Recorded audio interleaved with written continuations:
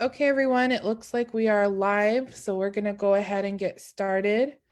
My name is Anita Lucchese. I'm Executive Director of Sovereign Bodies Institute. Let me get my video going. There we go. Yay, now I'm here. So hello to everybody who's tuning in. Thank you for joining us today. Just to briefly share, Sovereign Bodies Institute, we're a nonprofit research center focused on gender and sexual violence against Indigenous peoples. And we've gathered a group of 4 just amazing, beautiful, fierce, brilliant women to share today. And the reason that we've asked them to come together in this way is because I know that we've all seen the dialogue nationally around Black Lives Matter and all of the violence and the grief and the hurt that our Black relatives are going through right now. And there's been a lot of discussion on social media about what our roles should be as Indigenous people in supporting them in this fight. And I think for us as a movement and thinking about being an MMIW activist or advocate, there's a deep call to justice there, and that justice goes beyond just our own Indigenous communities, and especially, in my opinion, to Black communities, because both Black and Indigenous communities were targeted for horrible violence due to the colonial process and ongoing colonization. So that's kind of the perspective we're bringing to this discussion today. I just want to lay down some loving expectations of our community members who are tuning in. Please be a good relative. We encourage you to ask questions. Our staff member, Michaela, is going to be fielding our questions from Facebook. So please do ask questions. If you have comments, please make sure that they're affirming or supportive or loving. And know that this is not a space where we're debating whether Native people should support Black Lives Matter, because at SBI, that's not up for debate. We absolutely should be. So today is not a debate. Today is learning how we can best support Black communities and the Black Lives Matter movement and the Say Her Name movement during this time. So with that, I'm going to open it up to our panelists. I want to start just by asking all of you to introduce yourselves, share a little bit about your work, and if you're comfortable, any personal experience that you have pertaining to this issue or experience that you have organizing against this kind of violence. Just give us a sense of who you are and how you're coming to this issue. So I'm going to invite Sutton King to go first. Hi, everyone. Thank you, Anita. Thank you for coordinating this and having me on your platform today. So, Shakoli, Poso, Sutton King, Nat Tau Pinuki, Nukyats, and Guahaweni, Waknet Ta Nawagi Talota, Oniota Agani. So, my name is Sutton King, that's my English name. My Indian name is Naktau Pinuki, which means comes first woman in Menominee. And so today I'm speaking to you in my Oneida language. And so I shared that I'm from the Oneida Nations, I'm Turtle Clan, and I'm people of the Standing Stone. It's very important for me to speak in my language.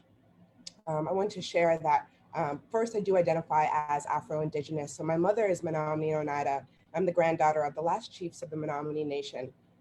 My father is from Africa Town. Africa Town was developed by 32 members of West Africa who came into the United States on an illegal slave ship in 1860.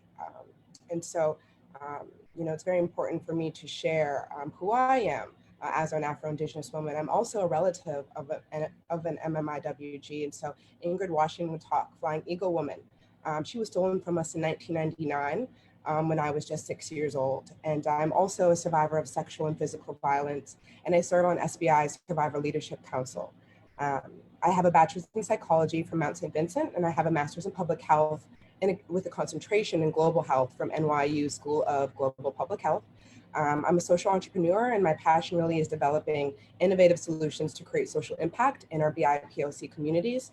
I'm the founder of the Urban Indigenous Collective, which is a 501c3 nonprofit focused on the health and well-being of urban natives living in New York City, tri-state, nationally and internationally.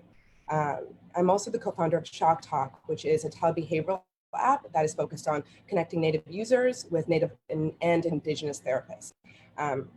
Earlier in my career, 2015, I led the first ever culturally tailored simulation that trained law enforcement how to engage with tribal youth without re-traumatizing them. So through teaching them historical trauma, intergenerational trauma, and teaching them about the effects on trauma on our adolescents' brain, and understanding that the mere presence of law enforcement is triggering, understanding that what they're seeing is not delinquent actions, it's trauma reactions. And so I led that development in partnership with the Office of Juvenile Justice Delinquency and Prevention, as well as Indian Country Child Trauma Center with Dr. D. Bigfoot, Dr. Jamie Bargis, and Judge Jerry Weisner, all Native women. And right now I'm working on a manuscript that really shows the effectiveness of these types of de-escalation trainings with our law enforcement. And I'm really excited to get that published and out, especially during these times. Just sharing a personal story, I was 8 years old when I watched my father, who wasn't driving, be asked to step outside of the vehicle.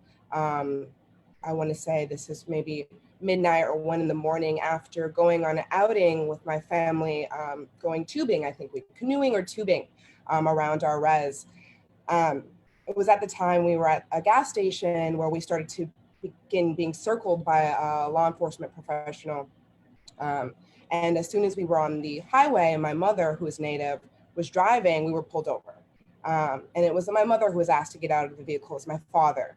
And we matched the description of a stolen vehicle, which later my mother called that police department, and there was no, vehicle that matched that description or no report out. But I remember that flashlight being shined in my face and this officer asking me, "Are you okay, Cupcake?" And I'll never forget that, because I was so confused, because I remember thinking, of course I'm okay. I'm with my mom and my dad. We just spent this, this day swimming, and now I'm not okay though. I'm not, I'm scared. And I remember just being hysterical when my father got out of the vehicle on this highway in the dark. And so that's just a little personal story for me, and why this work is so important to me. And so again, Anita, thank you for allowing me to come on the platform to share my story, my experience. Thank you so much, Sutton. I really appreciate you sharing that story with us and all of the work that you do for our communities. I'm going to ask Jillian White to go next. Thank you, Anita. I'm Jillian. I use they and she pronouns, and I'm based in Brooklyn on traditional Lenape land. My family has roots in the Caribbean as well as the US South. I'm a third generation New Yorker, though. That's like a point of pride. In terms of my family heritage, or specifically my Native heritage, my family is from what is now the border of North Carolina and Virginia. I'm often very careful about what I say online about that because of the anti-Blackness that I faced in my own journey to reconnect, and who I feel I have to answer to and who I feel I don't. One of the most painful things that I think that I've realized about being Afro-Indigenous is the difference between having a heritage and being claimed by people. And sometimes the reason you're not claimed is actually because of anti-Blackness. So that is a painful thing that I continue to work through, but I'm very proud to be who I am and to honor my ancestors, all of my ancestors.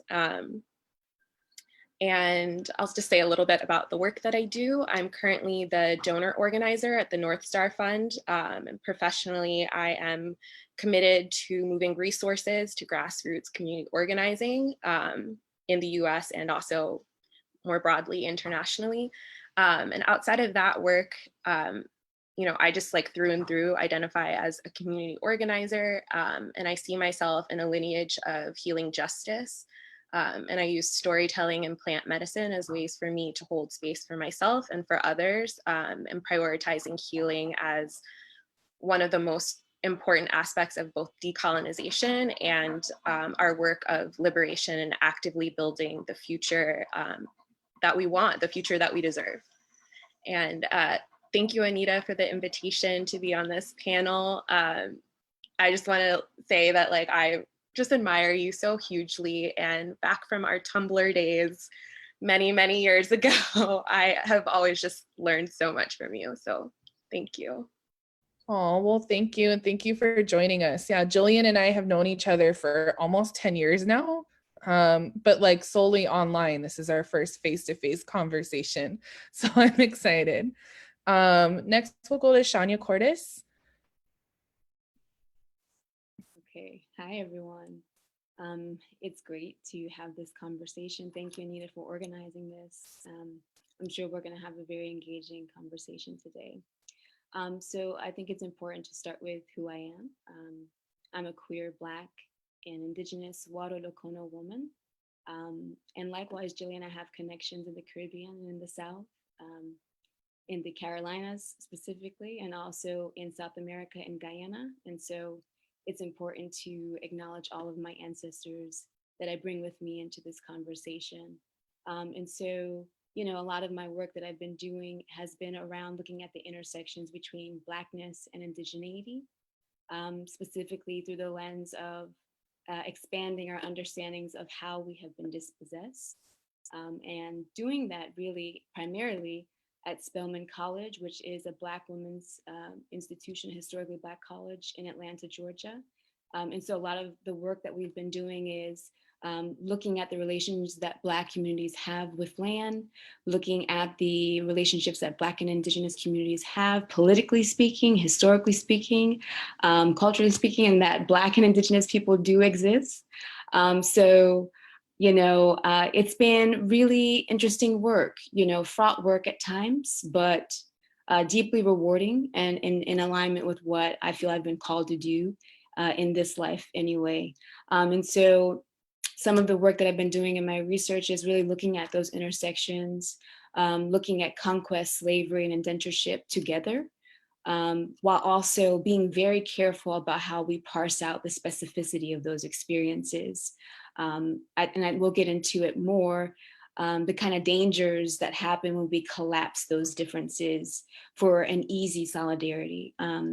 So broadly speaking, I'm really invested in having these conversations with Black and Native folk toward a politics of creative imaginings, of really investing our energies and looking towards other political horizons beyond what we've kind of been spoon-fed as the only game in town. So I'll end there, and thank you again, Anita. Awesome. Thank you, Shanya. And she's being humble. She does amazing work. We're really lucky to have her be part of the conversation. And also, we were lucky to have her work with us on a project on bringing the MMIW movement and the Say Her Name movement together in a good way. So we're lucky to get to work with her in the long term on that as well. Next, we'll go to Tai Simpson.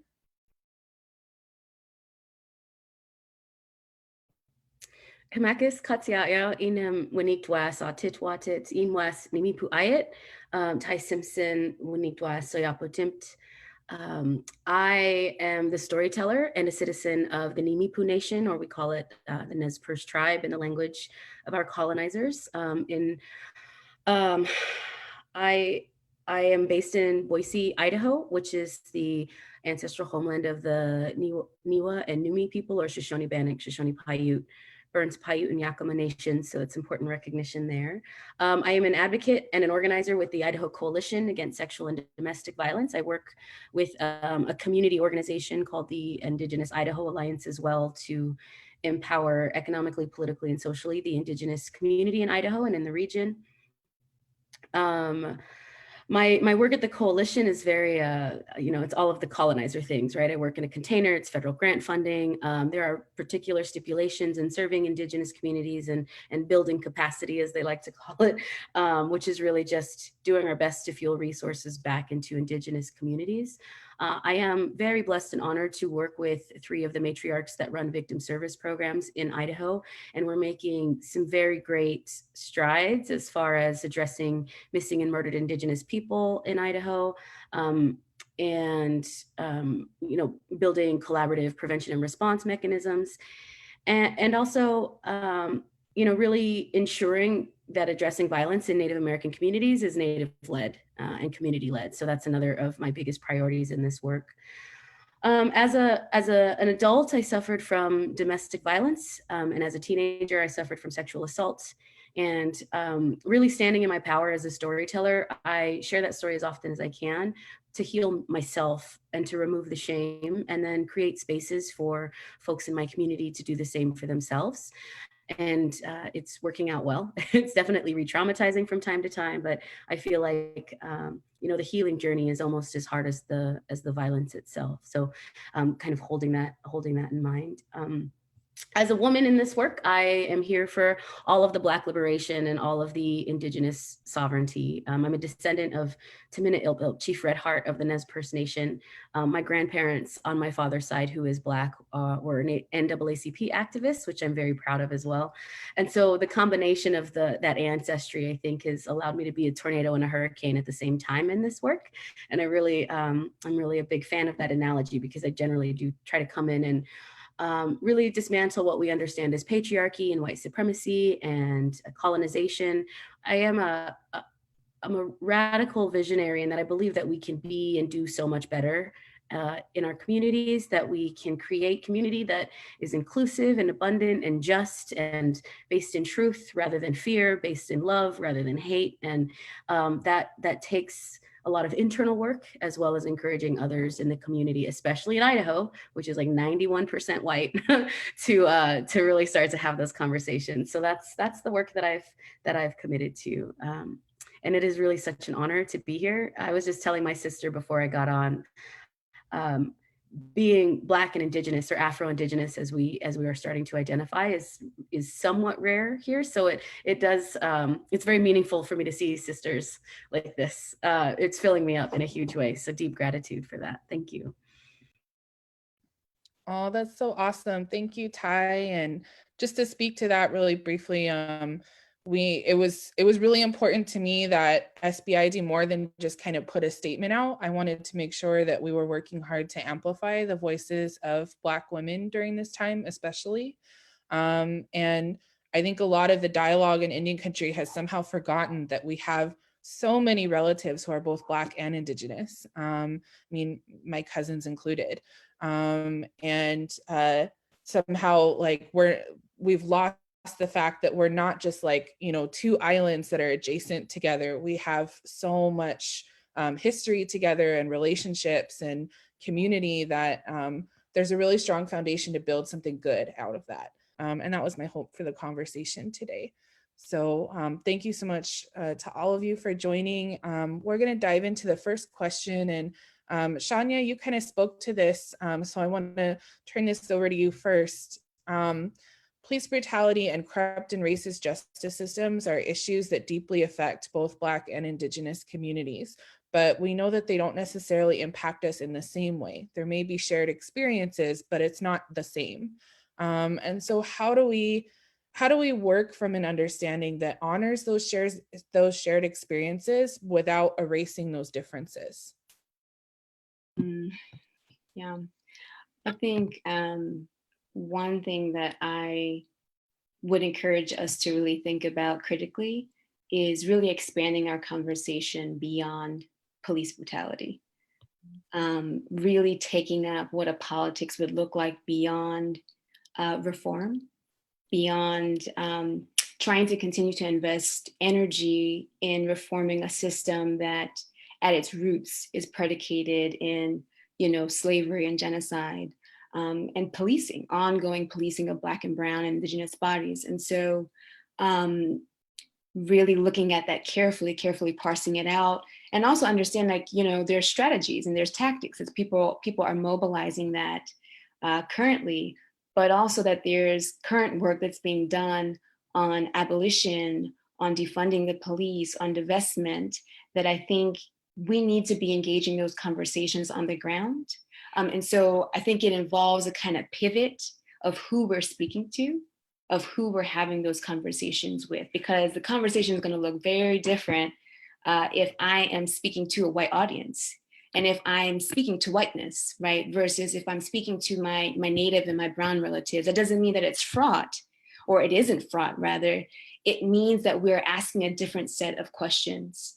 And that for me is very generative, because I believe then we'll come up with radically different solutions and responses to the kind of same narratives that we've seen cycle back. You know, I feel like the moment that we're in feels like 2016, but amplified, right? And so there's an opening, and I hope that we as Black and Native communities take this opening to really radically re-envision what the conversations we're having looks like. And so being very careful that we're not conflating the experiences. And what I mean by conflating the experiences is to kind of collapse the way that we're policed, right? To collapse the way that technologies of the state are deployed against us in different ways. They're related, but they're different. And so I think being able to see the continuum of violence is going to be really helpful for us right now in having a deeper conversation.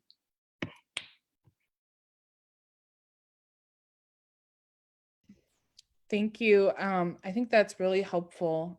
Is there any other speakers who want to speak to that question?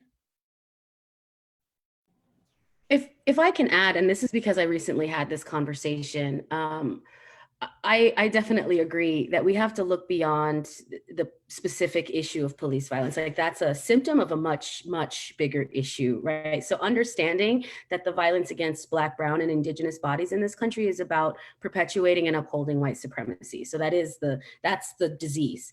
And by addressing the fact that the violence looks and feels differently in our communities, the very root of the problem is the same thing. So having conversations and asking really hard, in-depth questions about why we as a collective feel like perpetuating white supremacy, or even piecemealing these solutions, voting for particular people, different legislation, resolutions around proclaiming certain things, but not actually saying this is a problem. White supremacy is a problem, and it is coming at the cost of Black and brown and Indigenous bodies at really high rates.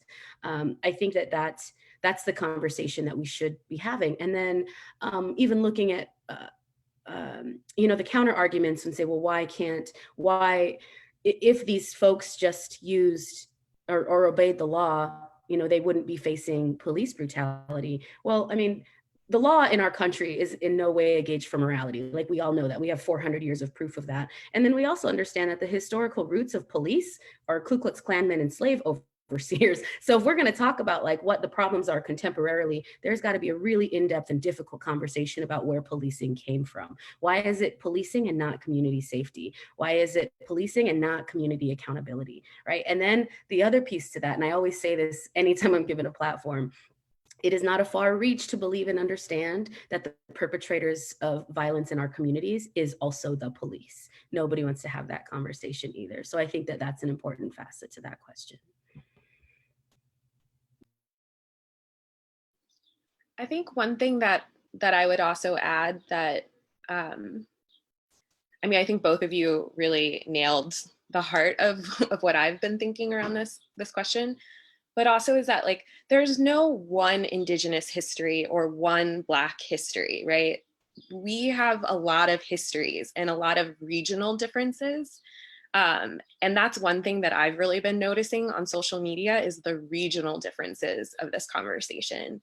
For me, being on the East Coast, and particularly in New York, where there is a large Indigenous population, there are also a lot of people who have crossed like national borders to be here and identify as Indigenous, and that shifts like how we have certain conversations.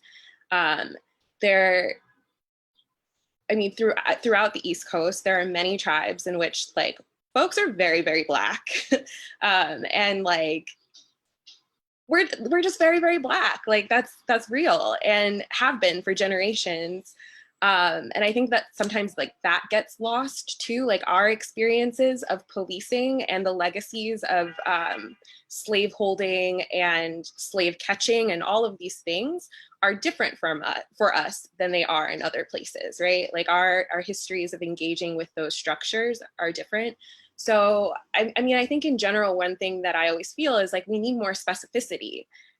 We need to be able to see each other and see each other's histories and like to build more of that muscle around that knowledge, rather than assuming that they're just like two experiences to be had and that they are always in opposition. It's just not, it's ahistorical. Yeah, I think that that's like an important intervention for us to make at this moment. If we can understand our history and understand the particular projects, like settler colonialism is an overarching thing that has a lot of different projects going. So I feel like if we can start to shift towards like that sort of framework, we open up a lot more possibilities for seeing our pathways to liberation. I agree. And, you know, I love the way that Tai stated it as a symptom, right? Like what we're seeing are trauma reactions to something that's so much more deeper than just police brutality, which is, again, settler colonialism, white supremacy, and the exploitation of Black and brown bodies for resources, whether that's labor or land or both, you know? And I think that just like one of the sisters said, we have to think about and understand the historic role of policing and reinforcing this inequality. I think it's important to understand that police have always been a tool to reinforce systems of racial inequality in this country. And I think, you know, a lot of people ask, you know, why does Black Lives Matter and say her name resonates so much with MMIWG and just, you know, Indigenous activists. And I think it's just also really important to understand just the genesis of the American Indian movement, you know, of AIM, and how that was founded in Minneapolis. I think that was 1965 or something, to combat police brutality of Natives, you know. And, you know, I think it was one of the founders, Dennis Banks, who said, you know, we were just tired of being rounded up every weekend and beaten and, you know, thrown or hauled in paddy wagons and put into jails and then being told to have to do manual labor as part of the punishment. And I think that, you know, these experiences, as my sisters have stated, are similar. And these are the conversations that we need to be having. And again, I think it's just so important to understand that these are symptoms that we're seeing to a deeper rooted issue.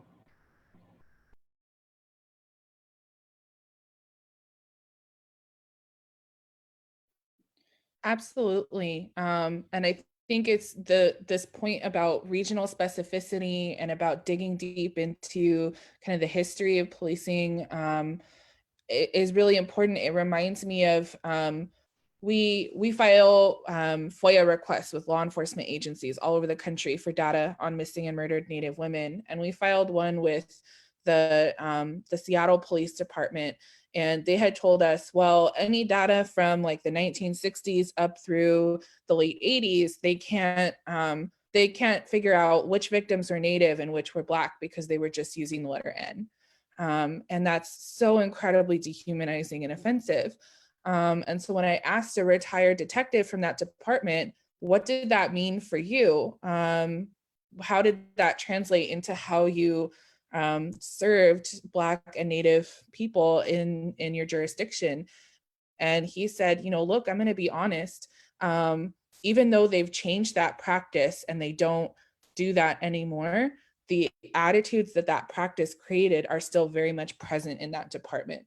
And that even though we have new people who may be, you know, 25 years old and working as a cop and weren't on duty during that time, they're still being trained by people who were on duty during that time, and are still learning from those practices. And so he was saying, even, and this is like a white guy and a retired detective, I was shocked that he was even willing to admit this, but he was very clear that like, no, part of the reason I retired is because I don't see the institutional change that needs to happen.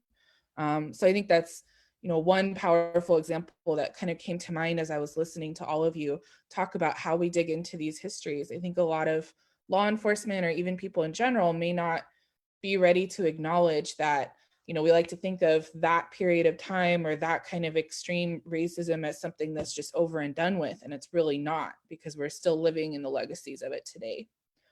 So I wanted to ask each of you, how can we as a movement, as the MMIW G2 movement, how can we mobilize our organizing to support Black communities, both in the short term and in the long term? Because there's, you know, there's an immediate need, but there's also a long-term fight that we need to be ready to work in a good way. And how can we build kinship or solidarity across our organizing? That one resonates pretty loudly, pretty quickly for me. Just because I was reading recently that the number of missing or murdered Black women that goes unsolved is pretty damn close second to Indigenous women in our country, and that was a learn for me recently. So I feel like a mediocre sociologist because of that, but because I discovered that the relationship between the two and how we address it is going to be a collaborative, innovative effort. To address the question more specifically, in the short term, from a cultural standpoint on both sides, like, we have to create a space for people to be able to talk about what's happening to them. And we are not intentionally creating that space to talk about it, and we are not creating the space intentionally to heal together from it. So I think that in community, that's one of the first steps that we can take. It is not okay to just shove it under, oh, we'll not talk about that. Like, we'll keep that within the family. We'll address it, as a family.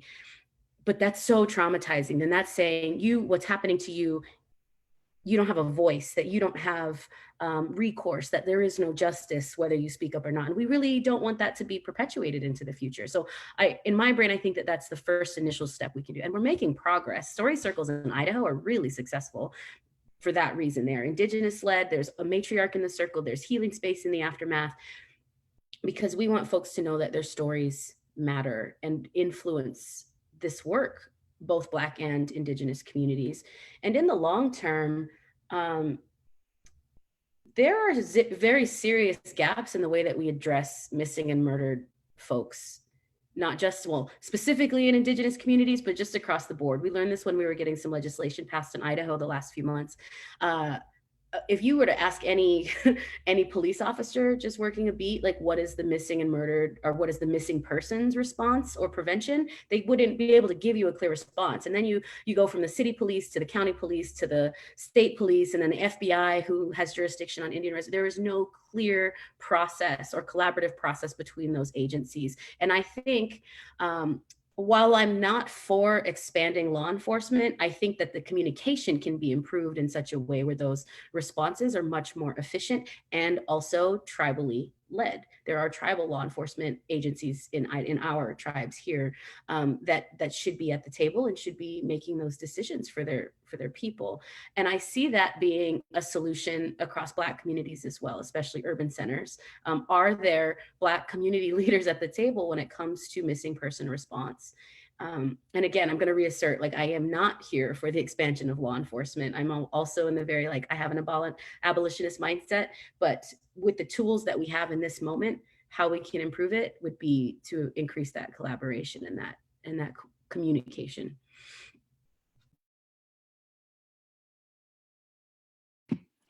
Yeah, just to add to what's been said, yeah, really having the space to have these conversations and just kind of proliferating it, which is already happening. But I think sometimes there's an amnesia of the ways that these conversations have happened historically and are contemporarily happening. So I think it's again, a matter of who we having the conversation with. And I think for me, one thing that has really come up is the need to have a sustained conversation about how we divest internally in our communities from anti-Blackness and white supremacy, right? And so anti-Blackness being beyond an embodied experience, it's an ideology, right? that has capital.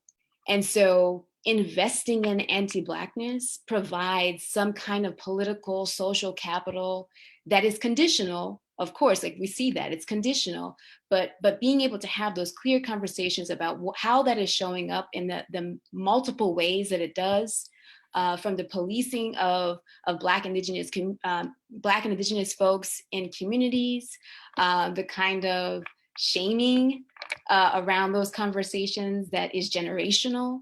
So really getting into how we are complicit with those ideologies, I think is going to be at the root, getting really deep to the root of how we build coalitions with one another, how we show up for one another, how we see ourselves as related, as kin, as relations. So yeah, I just wanted to put that out.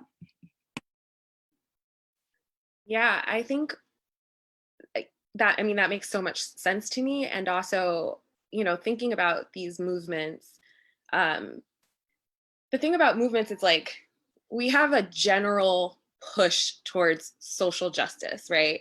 And then we start breaking down into like, what are our key issues, right? And people are organizing themselves around those things.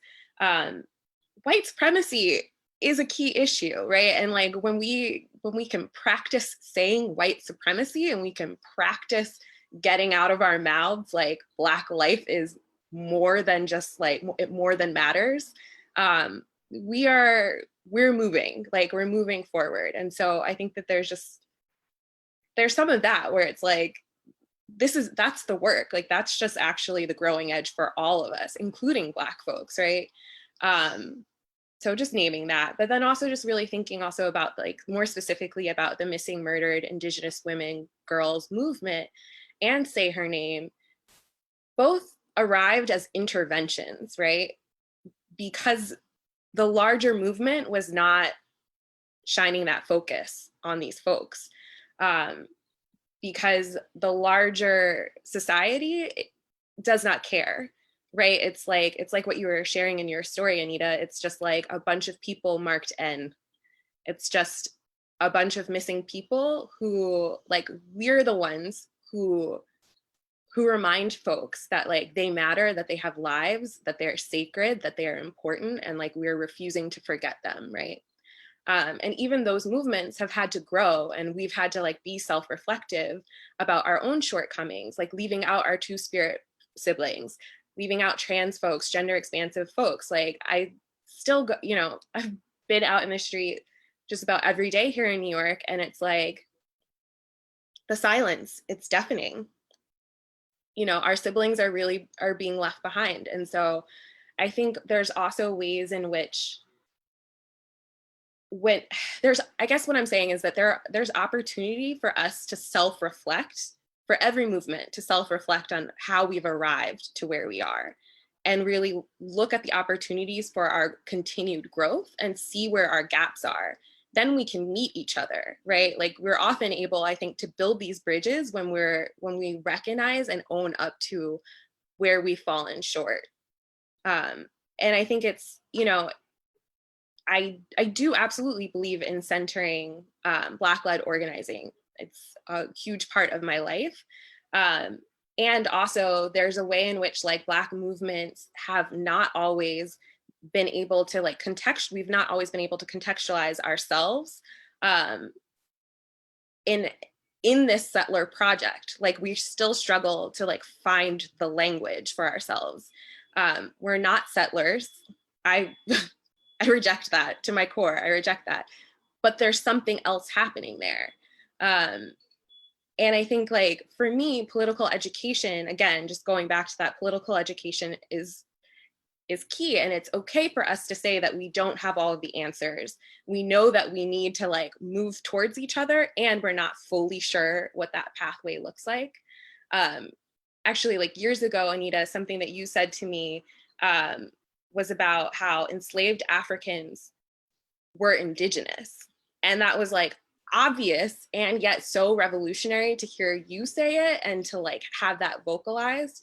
And that was, like you mentioned before, almost 10 years ago. And I'm still struggling to figure out what is the framework for these descendants of displaced Indigenous Africans. Like, how do we hold that in our movements when we're talking about Indigenous people and Black people as these like two separate pots?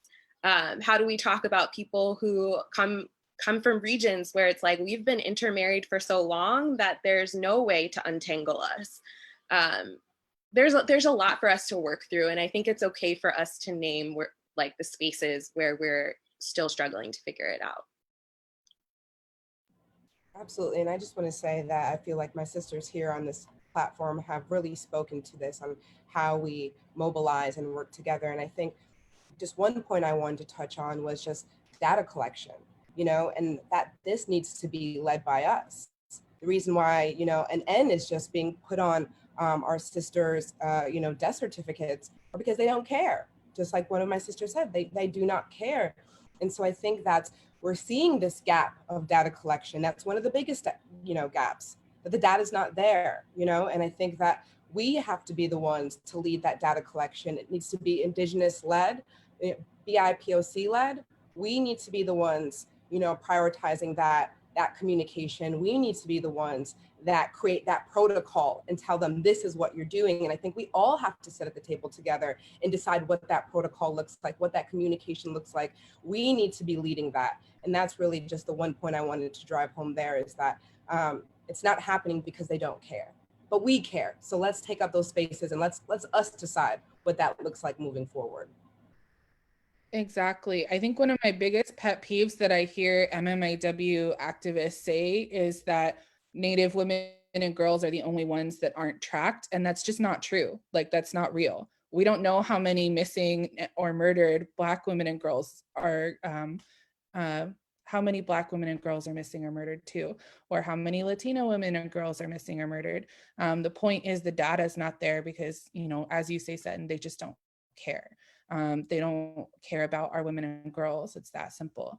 And so as we're thinking about different, I really admire all of the advocates in Oklahoma. They've created an amazing network of regional centers to address MMIW. And I think there's potential there to say, okay, how do we account for our missing and murdered Black sisters in Oklahoma too? How can that system that we're building at a grassroots community level also extend outward to our relatives? And that leads me to the next question I wanted to ask all of you. If there's any MMIW G2 activists who are tuning in right now and wanting to know concrete things that they can do today or in the coming days to support Black communities and support the fight for Black liberation and to end violence against Black people, what are some of those concrete things that they can do?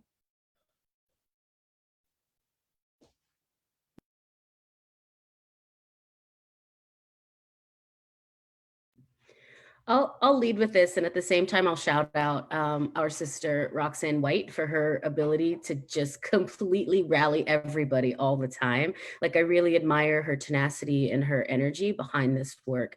And there are some things that are very consistent that I've seen be successful in her work.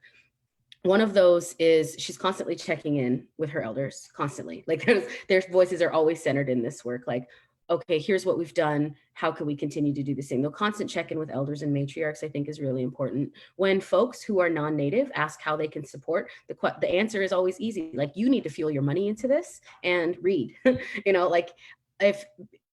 Like people say that voting is the answer. Like, no, we need to redirect. If we're going to be in a capitalist system, let's use the capitalist system to solve some of these problems. I'm only lukewarm about that, but that's a very concrete thing that's been successful in the work that I've seen Roxanne do. Additionally, there are the consistency and awareness events, not just during May 5th, not only during October during Domestic Violence Awareness Month, not only during these big cultural events like powwows, et cetera. It is constant stream of events for awareness, whether 10 people show up or 1,000, creating that awareness is always so valuable and so important. And then what is the other piece? When we have government partners and policymakers involved in these conversations. The people leading those conversations need to be survivors. I hear Roxanne say that all of the time. She holds me accountable when we lose sight of that. And I deeply appreciate that work when she's done that for us. So those are kind of the top 5 things that I can think of. And with those policymakers too, they hurry up and wait is never an appropriate answer. Like, well, we'll do this right now, and then next year we will. I mean, we've been enduring this nonsense for 400 years. Now is the time, right? Now is an appropriate time for us to seek equity and liberation, and a community where we don't have to face violence in the way that we do. And the last piece to that too, to just draw a direct parallel to what we're doing during Black Lives, once the grieving process is over for George Floyd and for Ahmaud Arbery and for Breonna Taylor, like once the grieving process is over, we need to keep the energy behind the movement. It can't be this highs and lows and fluctuation of energy. It can't be reactive. Black Lives Matter, the movement for Black Lives, has been in place for 6 or 7 years at this point, and there's a very clear tenets, there's a very clear purpose to their work. And so always realizing that there is somebody who's doing this work already, and how can we contribute to what's already taking place without feeling the need in all of our heightened emotion to start something new, right? I'm starting to see that now, especially in Idaho. Everybody's got all of these new organizations popping up in response to police brutality against Black folks, but there are people who have been doing this work already for years. Like, how can we amplify and center that work again? So that's what I've got for concrete things. Yeah, and I would just like to add to that, sorry, some New York City background noise here. But yeah, I want to just touch on the duplicating efforts part, right? So there's people and there are organizers in our communities who've already been doing this work, right? So how about, you have a conversation with those individuals and you ask them, what would be helpful for me? How can I support you? What do you need? I think that's, one way. I think, second, moving forward, I think that sitting at the table and creating a plan. So it's not just, okay, I'm going to shout you out on my social media platform, or I'm going to be on a panel, but how can we create a plan together to move forward from this moment on? What does this look like? What does our partnership look like? What can we do together? I think that's the beginning of solidarity right there. Not only asking how we can support one another, but how we can also work together moving forward, so that, again, when, my sister said, that when the grieving process is over, that the energy doesn't fade. We need to keep this momentum going. So we have to create long-term plans of partnership and solidarity, not just verbally, but what does this look like moving forward? And I think that's really key here and important. And just, again, not duplicating efforts, but coming together and supporting those who already have been doing the work and asking, how can I support? What's gonna support you in this?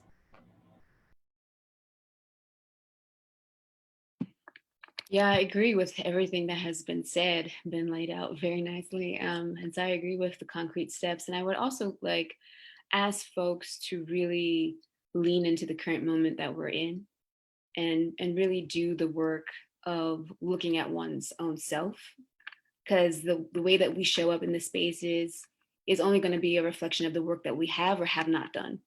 And so we can give concrete steps of what you can do, but if you're not working on the everyday politics of in how you relate to people and how you relate to yourself, then it's kind of empty politics. And so we have political movements, and a lot of the critique has been time and time again that people are not seeing this as part of their everyday life, as part of a practice, of building good relations with one another. So I think that is also important and needs to be part of the conversations that folks are having. Again, yeah, I think everyone has really nailed it. I'm just going to speak to an observation of something that I've been seeing. And this is not necessarily in movement space, but just more broadly in Indigenous space. I have been commenting on some posts in the social distance powwow Facebook group. Not always the best use of my time, but there's a real scarcity that people are feeling. This idea, and I think this comes from an unnamed investment in white supremacy. But this feeling that there's like only so much attention that anyone can have, only so much attention that any movement can have. And it's like upsetting to some Indigenous folks that Black people are in the news right now. I mean, at the core of it, like at the core of some of these statements, it's just like, why is it not us? We deserve it more. And I don't get why you're getting this amount of attention. We're getting this attention because people organized for it and because people fought for it. And it actually does a real disservice to all the Indigenous organizers that have also been working on these issues when people act like that work isn't happening. It is happening. So if you want to see more of it, invest in it, join them, organize. Like if you want to see bridges being made between movements, set up that meeting. Maybe not this week, because this week is a week when we are in the streets. But if you were just bottom line invested in this always, then you'll know the right time to set up that meeting and make this stuff happen. So, I mean, I honestly think that, again, not speaking necessarily to the movement, but some of our relatives are actually just not that invested in this, right? Like, and we need to not get distracted. So I need to not be commenting on every post I see, but like, we need discernment, right? Like if you're ready to move with us and you're ready to build, like let's build. But like if you're actually just so caught up in white supremacy that like anytime you see something Black, you're just like against it, you're not going to be the first people that I organize, right? But what I will ask of like other non-Black Indigenous folks is that like when you see that in your community, name it. When you see those gaps happening, name that. When you see someone making ceremony unsafe, making any of our gatherings unsafe with their anti-Blackness, name it. Like we need to be in that practice as well. So I think that, you know, movement-wise, I think organizers that are really like actually down, like you know how to organize. So like you know how to actually build these bridges. What we need to like not get caught up in is like the distractions of people who are really not sharing the values. Now we're just You ever heard that called, like it's a oppression Olympics, right? Like, well, my struggle is so much worse. And I'm like, that's definitely another symptom of white supremacy and colonization, that who has it worse in this system. And nobody wants to like fight for having it the worst. Like we should be collectively fighting for making it better, right? So especially during heightened emotion, right? Playing oppression Olympics on social media is just this, I'm seeing heightened xenophobia in the Black community. So their continued romanticization of Indigenous folks, anti-Blackness in the Indigenous community, homophobia, transphobia is heightened now. Just all of these intersections of oppression and folks trying to play oppression Olympics with it. Yeah, that's definitely a struggle. So I echo what you're saying, sis. Yeah. The words out of my mouth. Yeah, that's exactly what I was going to say. This oppression Olympics that I'm seeing is divisive and it's not helping anyone.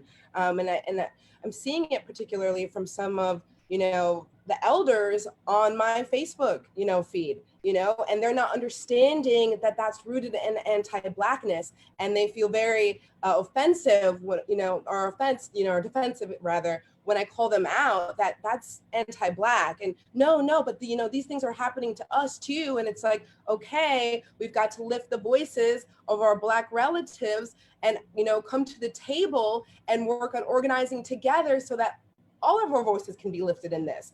But that's definitely something that I'm seeing. And particularly on my Facebook feed, just the anti-Blackness that's rooted in our tribal and Indigenous communities, and just our elders not understanding how it is anti-Black. And I think that's another conversation that we need to have, because I think we need to educate some of the elders in our community, you know, on language that needs to be used and why it's anti-Black, because they really just don't get it. And that's what I'm starting to realize, they really just don't understand. And I think it's an important conversation and, you know, time we need to spend to, you know, educate them as they have educated us on other things. I think it's this time we show up for our elders to kind of teach them why this is not okay. Yeah, just to speak to what folks are saying, and especially Jillian, what you've said about the kind of sense of being upset about not being equally visible. I think of that, and I think about being seen and visible in what way, right? So we're seeing Blackness being visible as a spectacle of Black death, you know? And this is in total alignment with what the settler colonial project is, which is to have a spectacle, a consumption of Black death, and an erasure of Native folks. So that's in total alignment with the erasing of Black and Native experiences. So it's like we need to be very careful about what we are putting forth, you know, what kind of narratives we're supporting unconsciously and consciously right now. Yeah, I think, you know, it makes me think of, you know, as like a survivor of police violence, as a survivor of trafficking and abuse, I don't want anyone to go through that ever again, because it was hell. And, you know, and I've lost a friend too who was murdered by police. I don't want anyone to go through that. So to me, it seems strange to see Native people, and it is happening constantly, to have that like sense of jealousy of like, well, how come we're not in the news? How come no one's out in the street for us? When it's like the right reaction in my book is like, I've been through this too, and I wish that you didn't have to go through it too. I don't want you to go through this. This is horrible. And somehow that empathy chip is like missing from these discussions. And I think that speaks to, we've gotten some really great questions from Facebook that we're gonna dive into. Our last question before we do that is, we did get a question from Facebook about how to address anti-Blackness in Indigenous communities. And that ties into the last question that I have for you guys, which is just, here at SBI, we've worked with a couple families of someone who was missing or murdered who was both Black and Indigenous. And it's been really hard for them. They don't always get the same support from the MMIW movement that non-Black Indigenous victims do. And I will never forget being on the phone with a woman whose brother was murdered, and they're both they're both Native and Black, and she was telling me like, yeah, our whole childhoods we were bullied for being Black. And so when I found out my brother was murdered, that's the first thing I thought, was that our community killed him because he's Black. And she was just crying and crying, and I really didn't know what to say to her in that moment other than to just affirm that that's real, and it's not okay, and that we'll help her address it. But what can the MMIW movement do for families like that? How can we start unpacking the anti-Blackness even in our own movement so that families like that are getting the support they need?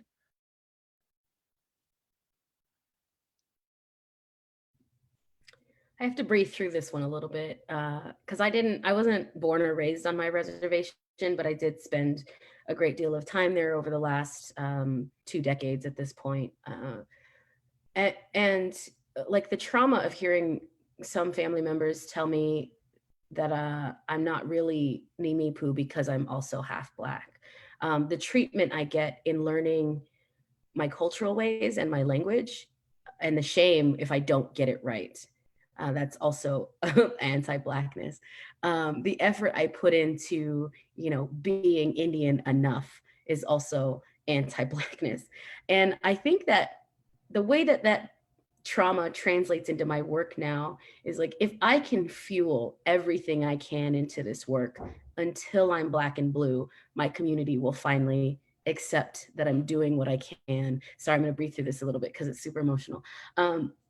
That I'm doing what I can to serve the community in a good way and demonstrate, you know, somehow, like without trying to be performative. Like, this work really matters to me. It matters because I have nieces and I want them to grow up in a life where they feel safe, regardless of what community they move in and out of. And that piece of how do we address the anti-Blackness? And when we are mixed race the way that we are also carrying the burden of that education. And so there's that other weight on top of me, that when it does happen in community, who's calling it out and who's calling folks in, and how do we do it in a culturally appropriate way? We're not disrespecting our elders and disrespecting our matriarchs. That also becomes a very tricky bridge to build. Over the last week, though, I saw some of my young Nimipu sisters and brothers host a Natives for Black Lives March in the town nearest to our reservation. And I don't think I felt that level of hope in a really long time, or love, because these are natives who were born and raised on the Nez Perce Indian Reservation, but still see the solidarity with their Black relatives. So I think that the emotional piece of that is I felt seen by my people in a way that I haven't. And I hate that violence is what got us here, but at the very least, it's opening the door and it's building the bridge and it's starting the conversation. And that means a lot, right? That means, so while I don't have a concrete answer on how the movement, the MMIW, G2 and Spirit movement can mobilize for Black lives, I think that it's important to start the small conversations in a very bold and courageous way.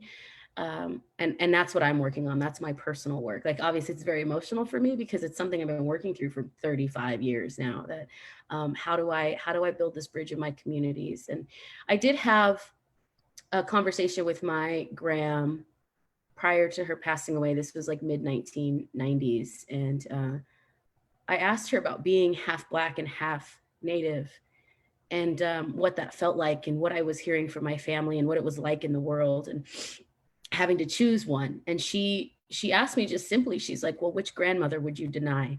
And that wrecked me. Like, at no point would I ever disown one or the other. No one was more valuable than the other to me. And because we're Indigenous and women are so centered to our community, that was kind of the changing point as a young adult, that I don't have to choosing. I am both wholly and fully, and I can stand in this power and I can be who I am. And because I had my grandma supporting me, and that was her that gave me that wisdom, like, I will carry it now and honor both of my ancestry in a way. And I think that really invoking that ancestry in this work is what shows and helps other people learn how to have those conversations. So I'm still in a work in progress on that also, but thanks for letting me share that despite how emotional it is. You know, something I always tell people who are struggling, who are, you know, both Black and Native, is that you are 100% all of your, you know, ancestors, 100%. And I think we talked about these being symptoms of a greater issue, right? And I think when we talk about anti-Blackness in tribes, we need to really think about this colonial tool of racial superiority, which is blood quantum.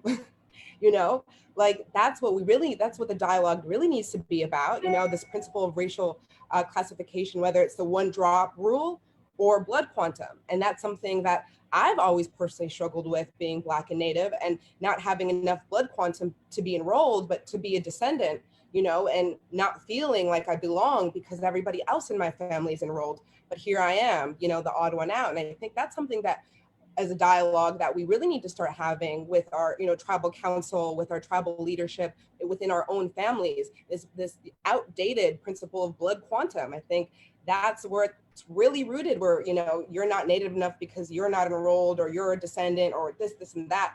Again, you're 100% of all of your descendants. So I think we need to do away with that. But I think that another conversation that could be taking place is just within our own families. You know, this is a conversation I've been having for the last 2 weeks with my Native family, and calling people out on Facebook. And it's uncomfortable, but it is the truth. And we need to talk about it, okay? Because I experienced a lot of anti-Blackness in my Native and white family. And a lot of people in my family got offended by it. And I'm like, you know what? That's my truth. And instead of, you know, being offended by it and talking to other relatives about it, how about you talk to me about it? Understand my experience and my perspective of being the first, you know, of African descent in my Native and white family, and what that meant for me. And, you know, I think that a lot of times also, you know, Natives, we joke a lot, you know, we laugh a lot. That is in our resiliency to you know, have that comedy. And you know, a lot of the anti-Blackness in my own family was rooted in comedy, you know, and I had to say, you know, at, you know, 27 years old, okay, I get it was a joke, but it's not funny to me. You know, that's not okay. I went behind the barn and cried my little eyes out, you know. And I think we have to have those conversations in our own family, and then open up to, you know, our tribal nations. And we all need to be having these dialogues and understanding where this anti-Blackness comes from. And I think, again, this outdated tool of racial superiority, this blood quantum, is definitely a symptom of the things we're experiencing, and, you know, as Afro-Indigenous women.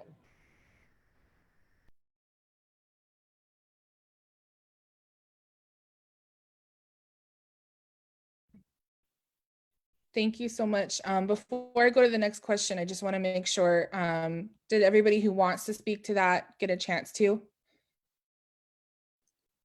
Yes, okay. Yeah. We have, sorry, did someone want to? Go ahead. I was just gonna say one thing. I had like really intentionally felt that I was like not going to talk about this today, but part of what led to my family migrating to New York was like racialized violence that cannot be separated from being Indigenous and from being Black, right? For generations. And the lack of response from some community members made it impossible for us to stay, right? And so when I began my journey to reconnect and try to like be welcomed home, that was really hard for me to untangle. It was really hard for me to untangle the ways in which like our Indigenous communities have been complicit and have opted to be agents of white supremacy. It's a really scary thing for me to say on the internet when I'm so deeply still in this process of like trying to figure out home and trying to honor my family and honor our history. And again, I just really think that it's like so much of this is honestly about treating each other as human. And I don't mean that in some like rainbow like packaging, but I actually just mean like, how do you want to be treated? How do you want to be seen, right? Like as full, as complete, not as having to compensate for something. And so, yeah, there's a lot of work for us to do in our communities in a lot of different directions. And so this also isn't to say like there's no work for non-Indigenous Black folks to do, or for Black Indigenous folks to be doing, to unpack the ways in which we've been taught to uphold settler colonialism. But I just like, there's at the base of it, like just hearing everyone speak, it's just like, this is just the most human thing. Like, I want to live, and I want to be able to live as who I am, like in the fullness of it. And I think our movements have that in common. And so that's just my hope, is that we'll be able to really move more towards meeting each other at that point of humanity.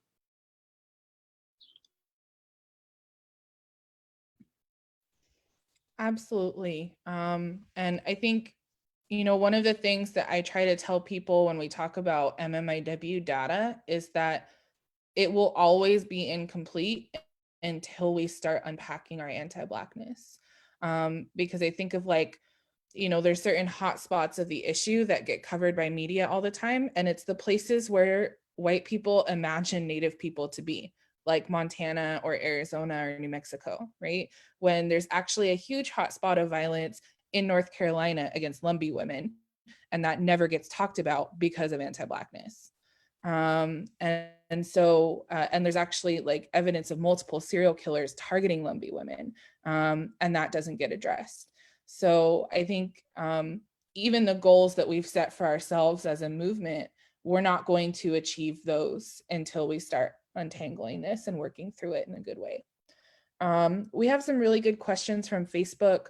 The first one that I want to pitch to you guys is, there was a question around self-care in doing this work. And I think especially in having the conversations at this time, you know, Sutton, you talked about holding family members accountable. Jillian, you talked about, you know, diving into Facebook groups like Social Distance Powwow, and it can be exhausting. I can't speak to this because it's not my experience, but I imagine it to be exhausting to have to continually say, I'm here, I am real, please accept me for who I am, please accept that I am related to you and that our stories are tied together.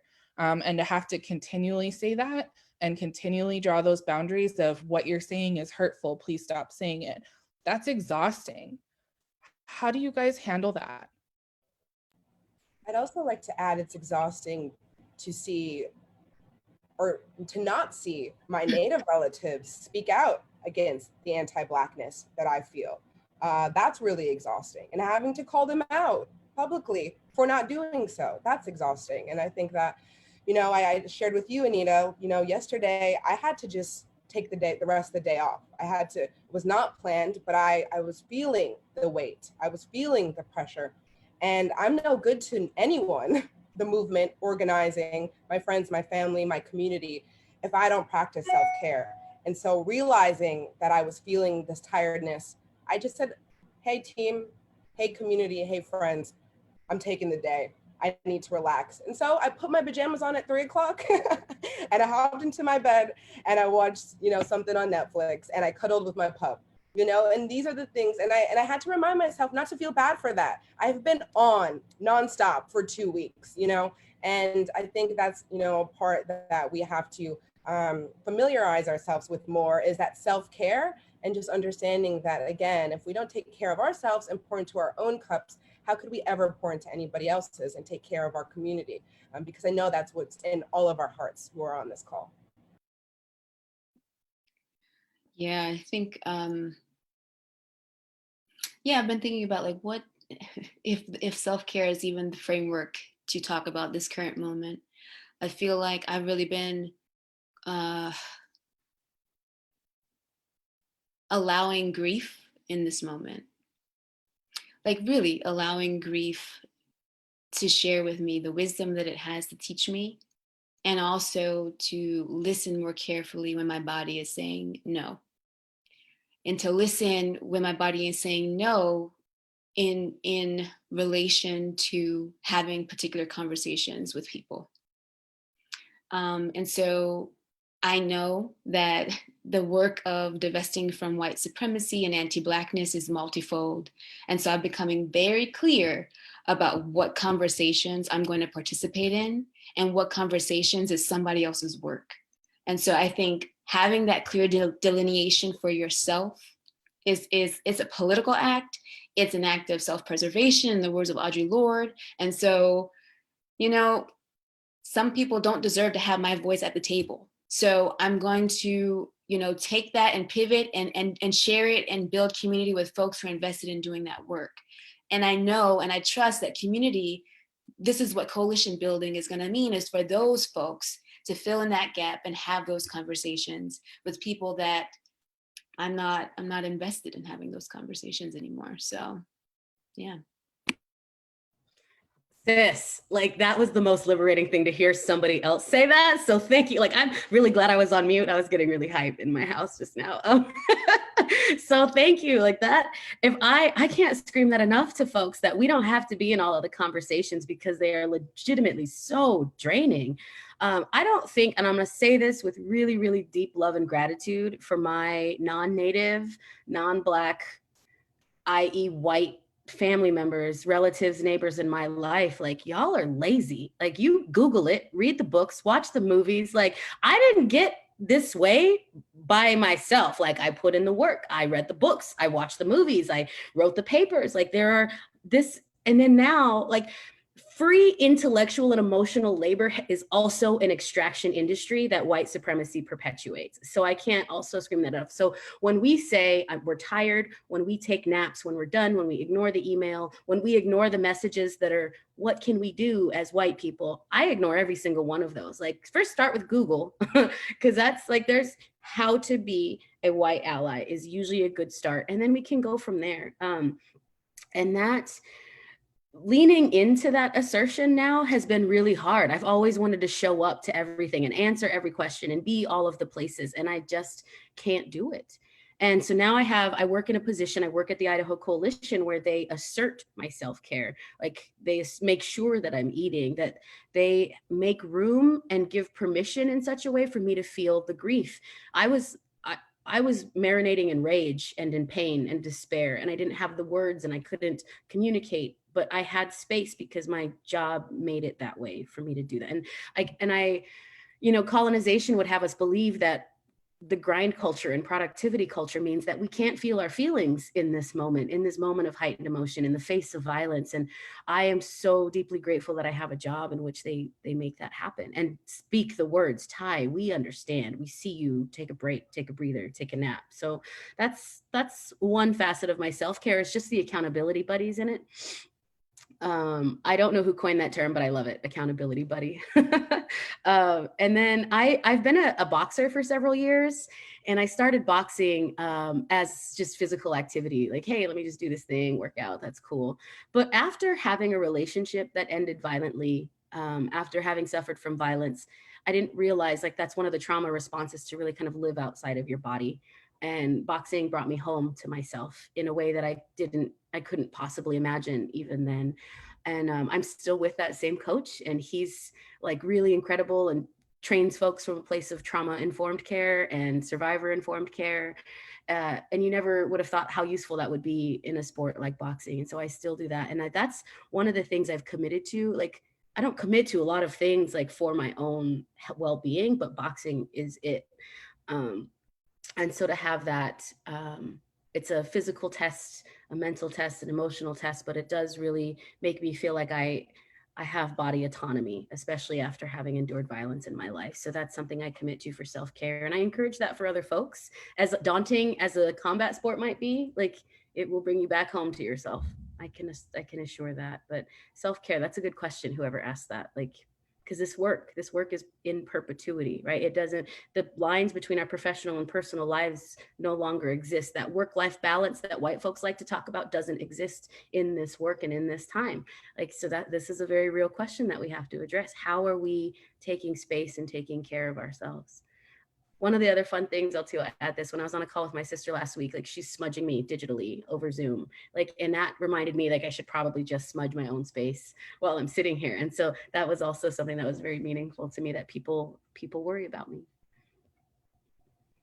I think community care is just so essential, right? Like, that's what I've realized, is that I can take all the naps, and I deserve the naps, and I actually am taking all of the naps that I can. But like, that's not the solution, right? Like, it maybe adds to like my individual sustainability, but it doesn't add to our community wellness. And so I've been trying to balance that, right? And I think for a lot of us who are, you know, taught to do femme labor and are just taught that like our value is in constantly giving, it can be really hard to receive. And the past like 2 weeks has been a real practice in me learning to receive. My friends have literally kept me fed. I have not had capacity to put any thoughts into what I'm eating, but also like being able to see that as community care and not just like a selfish or self-centered thing. And learning to receive that has been like a really big growing edge for me. And then I think, like, honestly, like, having offers of friends to hold emotional and spiritual space for me, understanding that like there's, you know, offering smoke, just like really understanding that there's a lot clinging to us right now, and like we need to find release, and we need to be held in the deepest of ways right now. And so I've been really grateful for folks who have like, folks that I'm in relationship with that have taken the lead on that. And I think that's a big thing here too, is like, if you're a non-Black person wondering how to show up, first start with the people that you're in relationship to. This is not like the time to really start, you know, trying to hit up every person that you like went to undergrad with or whatever. Really start close to yourself, close to your circle, and show up authentically. I think that's beautiful that your friends are taking care of you in that way, and I'm really glad to hear that. It's important, and I think, you know, there's teachings like that seem really basic, but I think people get kind of paralyzed and are like, I don't know where to start. But when you think about it, what do you do for somebody who's grieving? You help them by cooking meals for them, by checking in and helping them around the house, or, you know, and Black folks are grieving right now. So that's what we can do to help take care. And that's a good start. We have a really good question from somebody on Facebook. They said, do you ever feel like you're being judged for having a strong personality or being passionate when you speak? We're told women are supposed to behave a certain manner when speaking up against wrongdoings, and people will resort to using the term ghetto, extreme, or angry. How do you deal with this and still be heard and still get your point across? For me, I just continue speaking my truth. I think that, I'm responsible for what I say, and you're responsible for how you perceive it, and that's on you, because I'm gonna keep speaking my truth, however I feel I want to speak that truth. And that seems like something that they need to go ahead and, do some introspection on and figure out why they're perceiving me as an angry Black woman or, a savage Native woman. Not my problem.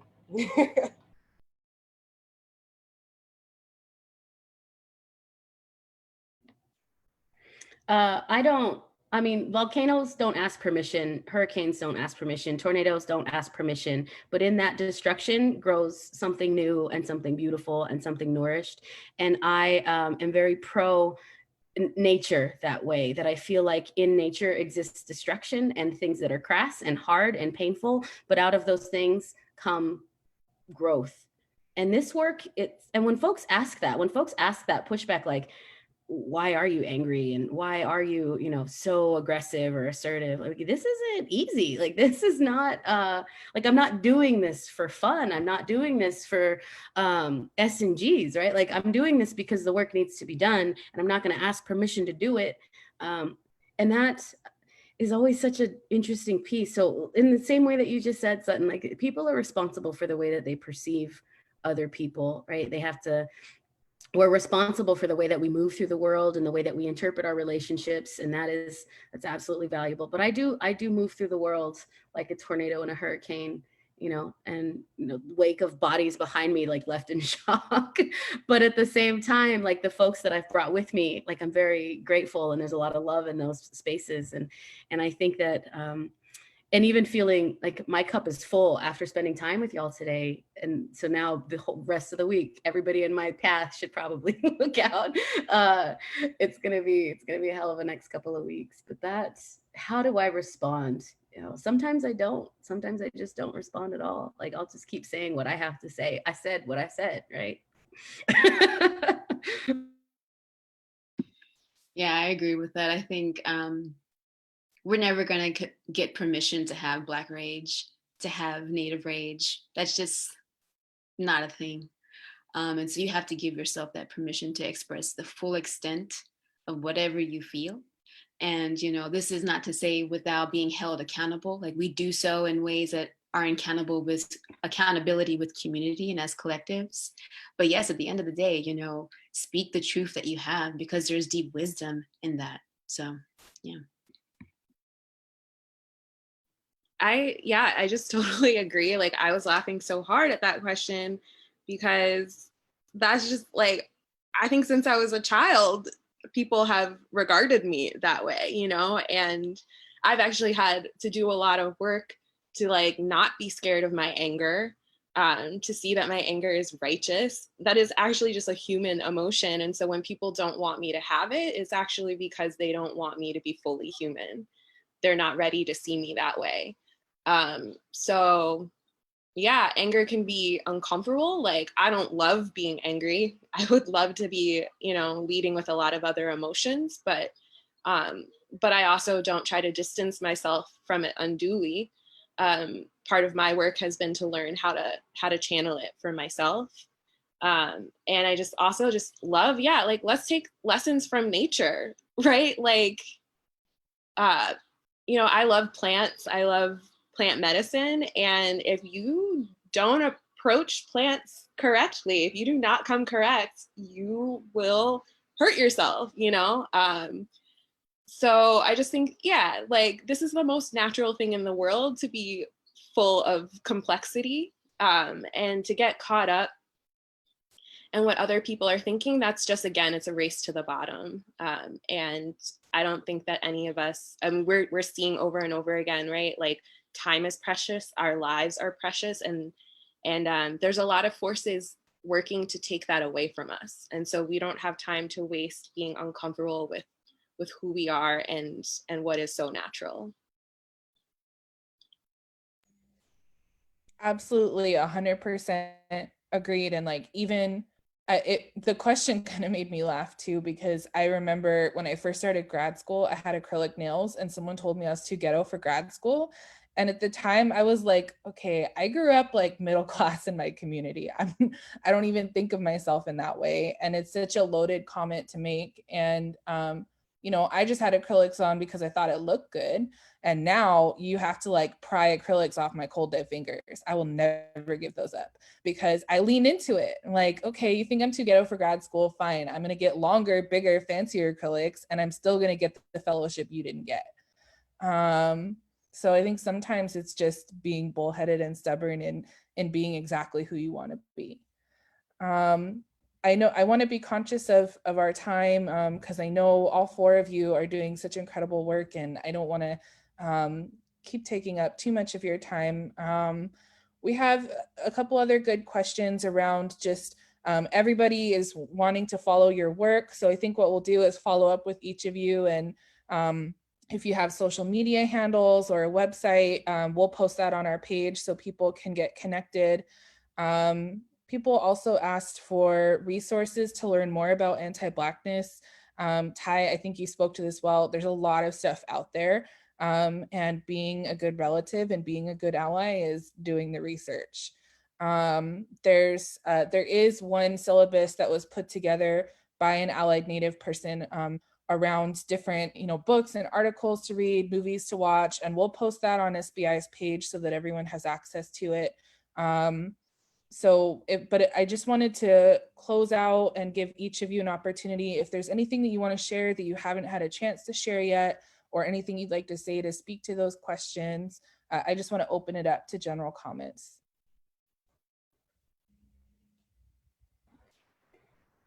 I have deep gratitude for you, Anita, for bringing us together. This was, I didn't know I didn't need this. I didn't know that I needed this, right? Like until we're here now, and I'm like, oh, this is the most powerful thing I've done all year.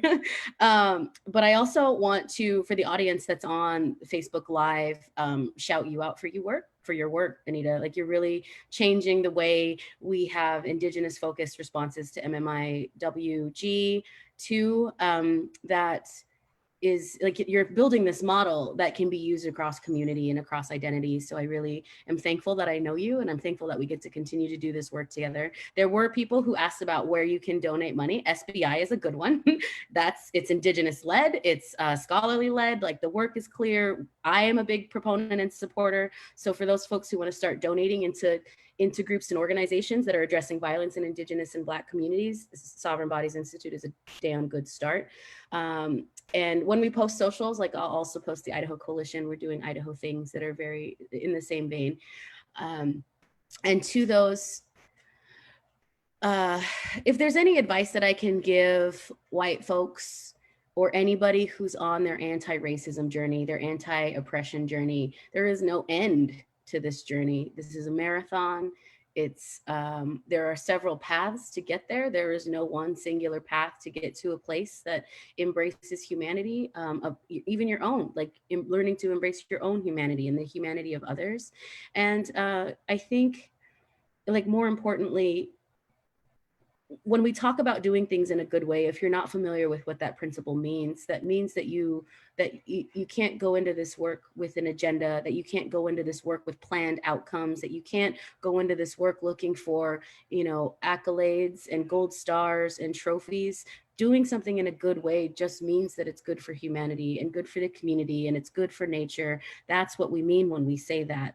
And letting that ego piece go is probably going to be one of your first steps. So I'll go ahead and leave the community with that. Hamakas Katsiayo for letting me be here. I appreciate it, and I appreciate all of you. Yeah, thank you. Thank you for that. This has been a filling conversation, and I think just so affirming to have these conversations with Black Native women. Like this is amazing to have this conversation and to do it publicly and to share our truth, our voices, our perspectives and experiences. So I'm grateful to have shared space with you all today.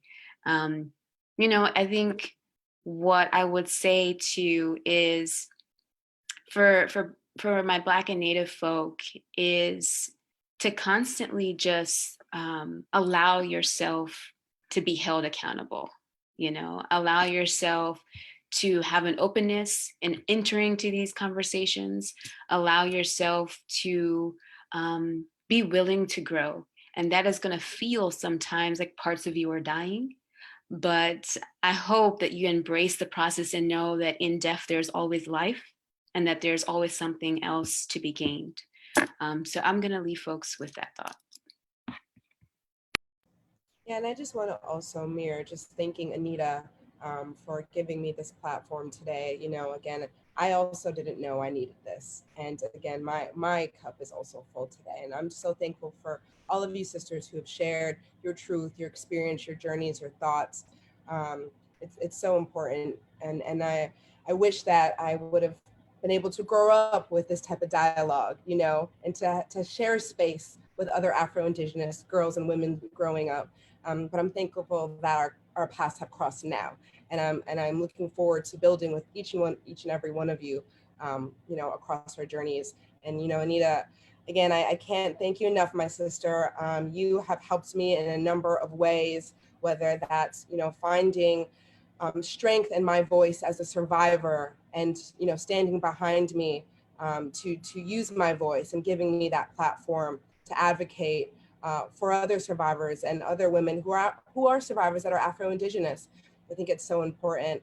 But again, I think that just mirroring, you know, what some of my sisters have said today, I think it's important for my non-Indigenous, non-Black, you know, allies to continue to do the work and to understand that just because you read a book or just because you go to a workshop doesn't mean you're an ally. You know, allyship is continuous, and you have to keep learning and you have to keep growing. And I think that's an important note, that it's a marathon. And so thank you to all that tuned in today. And I'm excited to connect with each and every one of you. Yeah, I also just, Anita, you are incredible. The work that you do, the whole team there, it's just like, it's really inspiring. And yeah, I'm really grateful for this platform. I did know that I needed this space, and I've needed this space for a long time. And I think I was also really scared to show up to this conversation and to have it witnessed by people who this isn't their lived experience.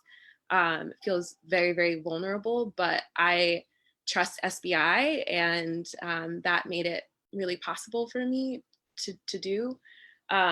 And I guess like the other thing that I would say about that was like when I was unpacking the fear that I had around it, of course there was like the vulnerability that I felt around having my story or any of my thoughts just out in the world in ways that like I can no longer control. But also I was really worried about messing up and like not saying all of the right things and not, you know, just all of that. And it comes back to me like, be teachable, right? Like the worst thing that could happen is you learn something. If you're truly coming from a good place and you're humble, like you're just gonna learn. And so I think that that's just really important for folks to remember. We're all trying to untangle this web together. None of us started it, but it's our calling to figure out how to end this. So thank you again, Anita, and to everyone. I just feel really thankful. Well, thank you so much to all of you for the kind words about me and about SBI. And it just means the world to me that you all trust SBI to host a conversation like this. You know, that's more important than any kind of award or grant or anything we could get, is to have the trust of our sisters to do these conversations in a good way and in a healthy and safe way. Means everything. So thank you so much to all four of you for joining and sharing your words and your expertise and your stories. And you know, we need you as much as you guys may have needed this space and this conversation. We need you. We need your beautiful spirits and your strong hearts and your brilliant minds. So I'm so thankful that all four of you have shared that with us today. This recording is going to be available on our Facebook page, and we will also post it on our website. So just in case there are folks who missed it today, there will be plenty of opportunities to watch it. And we'll post those resources and how to connect with all four of our speakers on our page as well.